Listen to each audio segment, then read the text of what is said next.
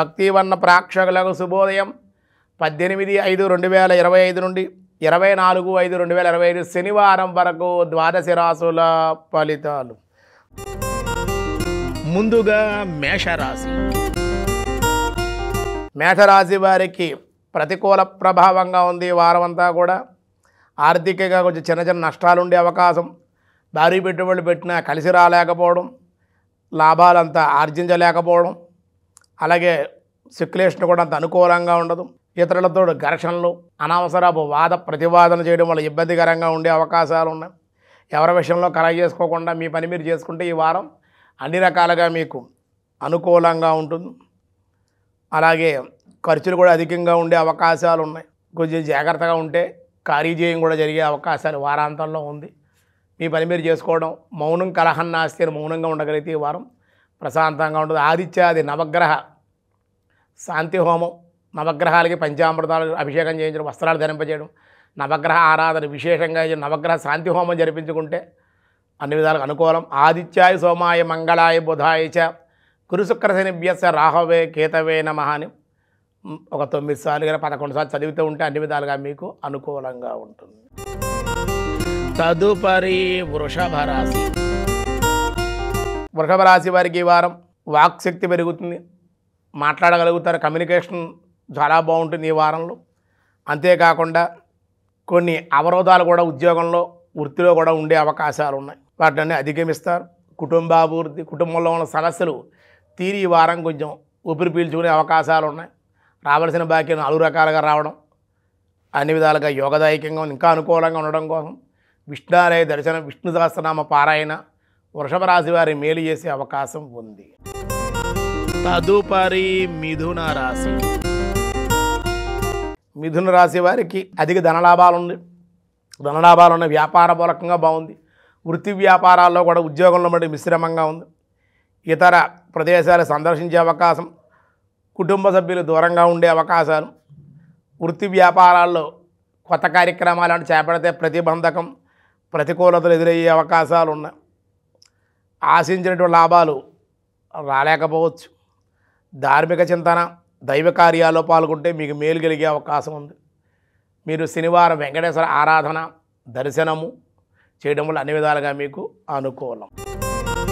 తదుపరి కర్కాటక రాశి. కర్కాటక రాశి వారికి చిన్న చిన్న సమస్యలు, ఎత్తైన ప్రదేశం పడిపోవడం, చిన్న చిన్న గాయాలు, వాహన ప్రయాణాల ప్రమాదాలు ఉండే అవకాశాలు, వాహనాల వల్ల ఇబ్బంది, ముఖంపై చర్మ వ్యాధులు, ముఖంపై మచ్చలు పడే అవకాశాలు, శారీరక ఉష్ణ బాధలు, ఉష్ణ జ్వర బాధలు ఉండే అవకాశాలు పై అధికారులతో ఇబ్బందులు, మాట్లాడే విధానం సరిగ్గా లేకపోవడం వల్ల పై అధికారులతో నిందలు, ఆరోపణలు కూడా ఎదుర్కోవలసి రావాల్సి ఉంటుంది. కొంచెం జాగ్రత్తగా ఉండాలి. మరింత అనుకూలంగా ఉండడం సుబ్రహ్మణ్యేశ్వర ఆరాధన, హనుమ స్తోత్ర పారాయణ, హనుమాన్ చాలీస పారాయణ, సింధూరాన్ని ధరించడం వల్ల మీకు మేలు కలిగే అవకాశం ఉంది. తదుపరి సింహరాశి.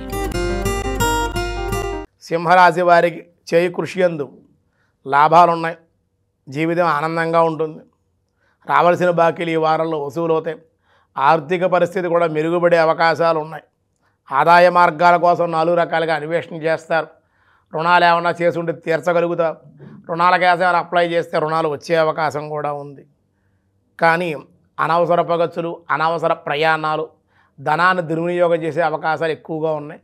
ధనాన్ని ఎంత పొదుపు చేయగలిగితే సింహరాశి వారికి అంత లాభాలు, ధనం మీరు మిగిల్చుకునే అవకాశం ఉందన్నమాట. లేదంటే సంపాదించిన ధనం అంతా కూడా ఈ వారంలో ఏదో ఒక రూపంలో ఖర్చు అయిపోయే అవకాశం ఉంది. మహాలక్ష్మి సమేత శ్రీమన్నారాయణ ఆరాధన, శుక్రవారం అమ్మవారి దర్శనం చేయండి, అన్ని విధాలుగా మీకు అనుకూలం. తదుపరి కన్యారాశి. కన్యారాశి వారికి భూగృహ స్థిరాస్తులు, గృహలాభం ఉంది. కన్స్ట్రక్షన్స్ ప్రారంభించే అవకాశాలు, పంట పొలాలు ఏమన్నా ఉన్నట్లయితే దిగుబడులు పెరిగే అవకాశం, ధాన్యం బాగా వచ్చే అవకాశం ఉంది. 4-5 రకాలుగా చేతికి ఏదో ఒక రూపంలో మీకు ధనం ఈ వారంలో అందే అవకాశాలు, ఆర్థిక ఇబ్బందులు తగ్గే అవకాశం ఉంది. కుటుంబ వాతావరణం ప్రోత్సాహకరంగా ఉండదు. ఉద్యోగస్తులు కూడా నిరుద్యోగులు ఉద్యోగ అవకాశం ఉంది. విద్యార్థులకి అనుకూలంగా ఉంది. ఆర్థికంగా కూడా ఈ వారం ఉన్నత స్థితిని పొందే అవకాశం ఉంది. సూర్య ఆరాధన, లక్ష్మీ గణపతి ఆలయ దర్శనం, గోసేవ చేసుకుంటే అన్ని విధాలుగా మీకు అనుకూలం. తదుపరి తులారాశి. తులారాశి వారికి కింద పద్య ఉద్యోగస్తుల ద్వారా ఇబ్బందులు, పై అధికారుల వల్ల కూడా కొంచెం ఇబ్బందులు ఉండే అవకాశాలు ఉన్నాయి. పై అధికారులతో మాట్లాడేటప్పుడు కొంచెం జాగ్రత్తగా మాట్లాడాలి, లేదా ఇబ్బంది. కుటుంబ వ్యవహారాలు అనుకూలంగా ఉన్నాయి, ఆర్థికంగా వికాసం ఉంటుంది. స్థిరాస్తుల విషయం కొలిక్కి వచ్చే అవకాశం, కోర్టు వ్యవహారాలంటే మీదే విజయం జరుగుతుంది. కుటుంబ వ్యవహారాలన్నీ కూడా మీకు సానుకూలంగానే మారే అవకాశం. కుటుంబంలో ఏదైనా శుభకార్యాలు మీ చేతుల మీదుగా జరిగే అవకాశాలు, ప్రయాణ సౌఖ్యం ఉంది, ధనయోగం ఉంది, అన్ని విధాలుగా మీకు అనుకూలంగానే ఉంది. ఇంకా మరింత అనుకూలంగా ఉండాలి అంటే పరమశివుడికి సోమవారం రుద్రాభిషేకం, అమ్మవారి పార్వతీదేవి కుంకుమార్చన జరిపించండి. పంచామృతాభిషేకం వల్ల, రుద్రాభిషేకం వల్ల మీకు మేలు కలిగే అవకాశం ఉంది. తదుపరి వృశ్చిక రాశి. వృశ్చిక రాశి వారికి అనారోగ్య సమస్యలు ఉంటాయి. అకాల నిద్ర, అకాల భోజనాలు చేయకుండా ఉంటే, పంచవాలితో క్రమశిక్షణగా వృశ్చిక రాశి వారు నిలబడగలిగితే ఈ వారం అన్ని విధాలుగా బాగుంటుంది. సమయం కాకుండా సమయం కాని సమయంలో భోజనం చేయడం, సమయం కాని సమయంలో నిద్రపోవడం, ఇలా పిచ్చి పిచ్చి ఆలోచనలు చేయడం, అనారోగ్య సమస్యలు, తన అనారోగ్యాన్ని భయపడటం, అలా ఉండకుండా ధైర్యంగా ఉండగలిగితే, దైవబలంతో ఉండగలిగి దైవ ఆరాధన, మంత్రజపం చేయండి, భగవద్ ఆరాధన చేయండి, దైవ కార్యాల్లో పాల్గొనండి. వీలైతే దేవాలయంలో చాలాసేపు కూర్చోండి. ఆధ్యాత్మికంగా ఈ వారం అంతా కూడా మీరు ఉండగలిగితే అన్ని విధాలుగా మీకు ఆరోగ్యంగా ఉంటుంది, ధైర్యంగా ఉండగలుగుతారు, అన్ని విధాలుగా మీకు యోగ్యంగా ఉంటుంది. ఇంకా అనుకూలంగా ఉండడం కోసం సుబ్రహ్మణ్యేశ్వర ఆరాధన, అలాగే హనుమాన్ చాలీస, హనుమత్ దర్శనం, హనుమాన్ దేవాలయంలో ప్రదక్షిణం చేయడం వల్ల 19 మీకు అనుకూల పరిస్థితులు పొందే అవకాశం ఉంది. తదుపరి ధనస్సు రాశి. ధనురాశి వారికి కుటుంబ సభ్యుల వల్ల శ్రేయస్కరంగా ఉంది. సమాజంలో గౌరవ ప్రతిష్టలు ఉంటాయి, గౌరవ సన్మానాలు ఉన్నాయి. ఉన్నత ఉద్యోగ వ్యాపారాల్లో కూడా బాగుంది.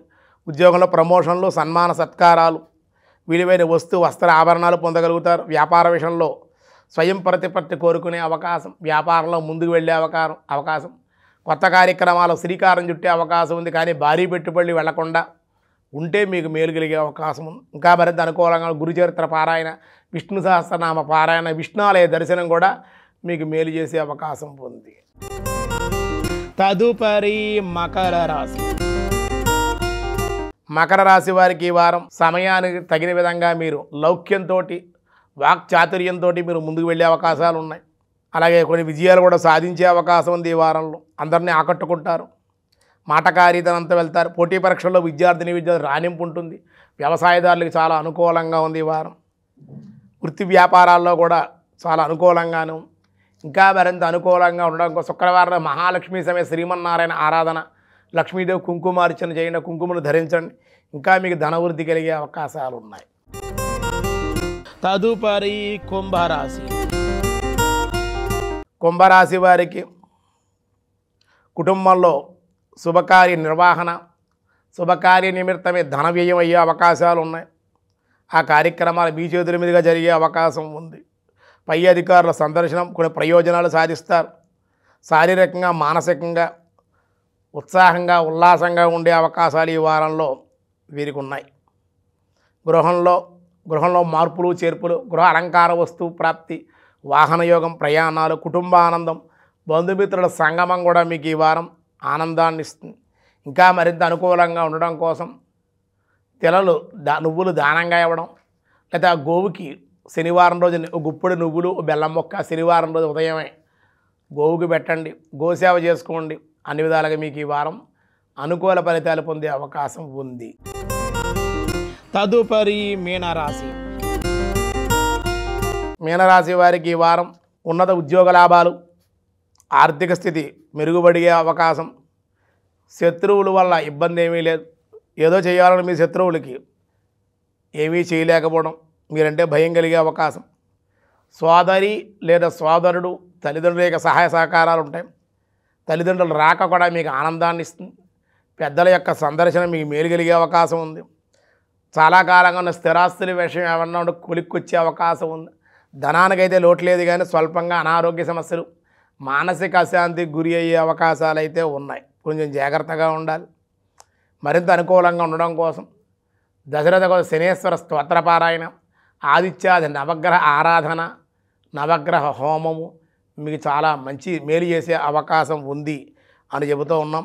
ఈ వారంలో ఈ 18వ తేదీ నుండి 24వ తేదీ వరకు ఈ కాలమానంలో ఈ వారం సమస్యలకు పరిష్కారం ఏమిటి అంటే కనుక ఆ సమస్యలన్నింటినీ కూడా పరిష్కారంగా మనకి ఈ వారంలో 22వ తేదీ హనుమత్ జయంతి, దీన్నే హనుమత్ జన్మదిన ఉత్సవంగా మనం చెబుతూ ఉంటాం. హనుమంతుడు వైశాఖే మాద కృష్ణాయ దశమ్యాం మందవాసరే పూర్వాభాద్ర ప్రభూతాయ పంచాననాయ భీమాయ కాళినీమిహరాయ చ కౌండిన్య గోత్రజాతాయ ఆంజనేయాయ మంగళం. వైశాఖ మాసంలో కృష్ణపక్షంలో దశమి రోజున పూర్వాభాద్ర నక్షత్రంలో అవతరించి రుద్రాంశ సంభూతుడై సర్వ త్రిమూర్తాత్మక స్వరూపుడుగా ఆంజనేయ స్వామి అవతరించాడు, జన్మించాడు. ఆ జన్మదినమే హనుమత్ జయంతి అంటే వైశాఖ మాసంలో ఇప్పుడు చేయాలి. మన తెలంగాణలో మనం చేసినటువంటి హనుమతి విజయోత్సవం, సీతాదేవిని చూసి వచ్చినటువంటి వాడు కాబట్టి జన్మదినోత్సవంలో వాళ్ళు విజయోత్సవం చేస్తారు. దానికి విజయయాత్ర అని ఉంటుంది. ఇది శోభాయాత్ర చేస్తారు. ఆంజనేయ స్వామికి హనుమత్ జయంతి చేస్తే మరునాడో సాయంత్రం హనుమత్ శోభాయాత్ర చేస్తూ ఉంటారన్నమాట. విశేషమైనటువంటిది. సాయంకాలం హనుమంతుడికి సింధూరం అంటే ప్రియ తమలపాకులు, నాగవల్లి పత్రాలు, అలాగే అప్పాలమాల కూడా వేయవచ్చు. నైవేద్యం కూడా చాలా ఇష్టం స్వామి, వేయకూడదని ఎక్కడ ఏం లేదు. అప్పాలమాల వేయచ్చు, అప్పాలు నివేదన చేయొచ్చు. మాషచక్రాలు, గారెలు కూడా ఈ రాహుకేతులకు సంబంధించిన మాటివి. ఆ మినువులు కూడా వండిన పదార్థాన్ని ఆంజనేయ స్వామి పెట్టడం వల్ల ఆ గారెలు అవన్నీ మన రాహుకేతు కుజిదోష పరిహారం అవుతుంది. ఇవన్నీ కూడా హనుమతి ఆరాధన వల్ల జరుగుతూ ఉంటాయి. మనోజవం మారుతతుల్య వేగం జితేంద్రియం బుద్ధిమతాం వరిష్టం వాతాత్మజం వానరయోధ ముఖ్యం శ్రీరామదూతం శిరసా నమామి. మనస్సు కన్నా వేగంగా వెళ్ళేటువంటి మనోజవం మారుత తుల్య వేగం, మనస్సు కన్నా వేగంగా వెళ్ళేటువంటి వాడు జితేంద్రియుడు, బుద్ధిమతాం మంచి సద్బుద్ధి కలిగించేటువంటి వాడు, బుద్ధిమతాం వర్ష వాతాత్మజం వానర యోధ ముఖ్యం. ఆ వానరులో ముఖ్యుడు ప్రథముడు, అగ్రుడు, త్రిమూర్తాత్మక ఆంజనేయ స్వామిని ఆరాధిస్తే సర్వదేవతల్ని కూడా ఆరాధించినట్లే. ఆంజనేయమది పాటలాననం కాంచనాద్రికమణీయ విగ్రహం పారుజాత తరుమూలవాసనం భావయామి పవమాననందనం యత్ర యత్ర రఘునాథ కీర్తనం తత్ర తత్ర కృతమశ్చగాంజలిం బాష్పవారి పరిపూర్ణలోచనం మారుతిం నమత రాక్షసాంతకం. ఎక్కడ ఎక్కడ రామ రామ రామ అని రామనామ తారకమంత్రం వినపడుతూ ఉంటుందో అక్కడ హనుమంతుడు ఉంటాడు. ఎక్కడ రామచరిత్ర రామాయణం గానం చేయబడుతూ వినపడుతూ ఉంటుందో అక్కడ హనుమంతుడు ఉంటాడు. ఎక్కడైతే రామనామం జరిగితే ఆంజనేయ స్వామికి భయం. ఎందుకు? తనకన్నా ఎవడైనా దాటుకుని ముందుకు వెళ్ళిపోతాడేమో, భక్తులు అయిపోతాడేమో రాముడికి అని రాముడు చెప్పవలసిన వరాలన్నీ హనుమంతుడే ముందు మీకు ఇచ్చేస్తాడు. అందుకే కామ్యాలు ఇస్తాడు ఆంజనేయ స్వామి. ఎక్కడైనా తపస్సు చేస్తే భయపడతాడు ఇంద్రుడు, తన పదవికి ఎక్కడ ఎసరు పెడతారని భయం వేసి. ఇలా ఇంద్రుడు భయపడతాడు. ఇలా రకరకాలుగా ఉంటుందన్నమాట. అలాగే సేవలో ఎవరైనా ఎక్కువగా సేవ చేస్తే భయపడతారు గరుత్మంతుడు. స్వామి ఎవరైనా దగ్గర అయిపోతారేమో నాకన్నా ముందు అని వీళ్ళే వరాలు ఇచ్చేస్తారు ముందు.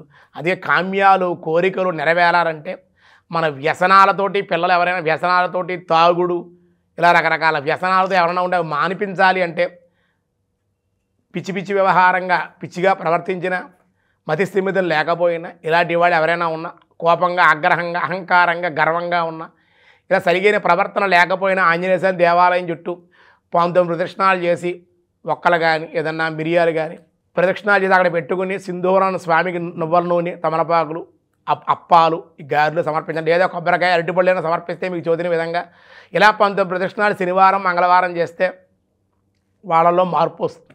మారని వాడు ఎటువంటి వాడైనా దుర్మార్గుడైనా, వాడు సాడిస్ట్ అయినా సరే వాడు మారి తిరుగుతాడు అన్నమాట కంపల్సరీ. ఇలా ప్రయోగాలు ఎంతోమంది మేము చేసాం, వాళ్ళు మారేరు కూడా. ఆంజనేయ స్వామి అటువంటి శక్తి ఉందన్నమాట హనుమంతుడికి. కాబట్టి ఆ కలియుగంలో విశేషమైన సత్ఫలితాలు ఉంటాయి.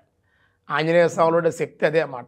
కనుక హనుమంతుడికి ఆ విధంగా మనం చేయడం వల్ల సింధూరాన్ని ధరించడం కుజిదోషం, మినువులతో ఉన్న పదార్థాలు నివేదన చేయడం వల్ల రాహుకేతు దోషాలు, వివాహ విలంబన వివాహ దోషాలు, సంతాన దోషాలు, దాంపత్య సమస్యలు, గ్రహ దోషాలు, చీడపీడలు ఇవన్నీ కూడా తొలగాలంటే హనుమంతుడి యొక్క ఆలయ దర్శనం, స్మరణ ఇవన్నీ అందులో హనుమ జయంతి రోజున ఈవేళ కనుక మీరు 22వ తారీఖు కనుక చేయగలిగితే విశేషమైన శక్తి.